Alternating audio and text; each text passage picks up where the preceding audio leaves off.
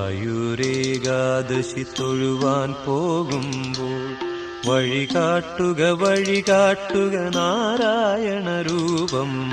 തളരുമ്പോൾ ആത്മാവാം പശുവേ നിന്നാവിൽ അമൃതം പോലൂറിയിടുക നാരായണ നാമം, ഹരിനാരായണ നാമം.